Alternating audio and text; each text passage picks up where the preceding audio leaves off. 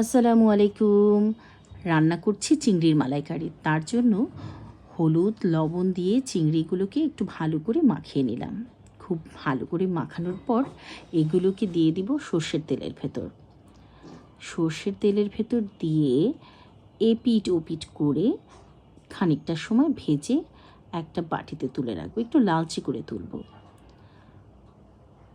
আমি কিন্তু এখানে চিংড়ির পুরো খোসাটা ছাড়িয়ে নিইনি, খোসা কিছুটা রেখেছি, তাতে চিংড়ির কালারটা বেশ সুন্দর আসে। এবার দিয়ে দিলাম সেই তেলের ভেতর একটু পেঁয়াজ কুচি, মরিচ বাটা, হলুদ গুঁড়ো, আর দিয়েছি আদা রসুন বাটা। তারপরে দিলাম তেজপাতা আর একটু দারচিনি, একটু ভালো করে কষিয়ে নেব। তারপরে দিলাম নারকেলের দুধ। আমি একটু গ্রেভিটাকে ঘন রাখতে চাই, তাই দিয়েছি নারকেল বাটা, তাতে গ্রেভিটা খুব সুন্দর আসে। আচ্ছা, একটু ভালো করে এরা কষতে থাকুক। তারপর আমি দিয়েছি 2 টুকরো এলাচ, ভুলে গিয়েছিলাম, এটা আগে দেওয়া দরকার ছিল।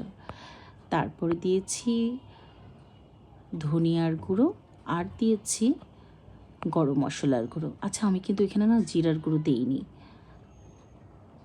আমার কাছে জিরার গুঁড়ো ছাড়াই বেশ ভালো লাগছিল। খুব ভালো করে কষে আসার পরে এই চিংড়িগুলোকে দিয়ে দিলাম। তারপরে দিলাম আস্ত কিছু কাঁচামরিচ।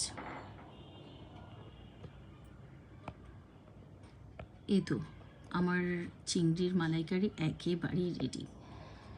কী যে স্বাদের হয়েছে! চাইলে একটু চিনি দেওয়া যায়, কিন্তু আমরা ঝাল একটু খেতে ভালোবাসি। এমনি নারকেলটা বেশ মিষ্টি ছিল, তাতে যে মিষ্টি হয়েছে তাই অনেক।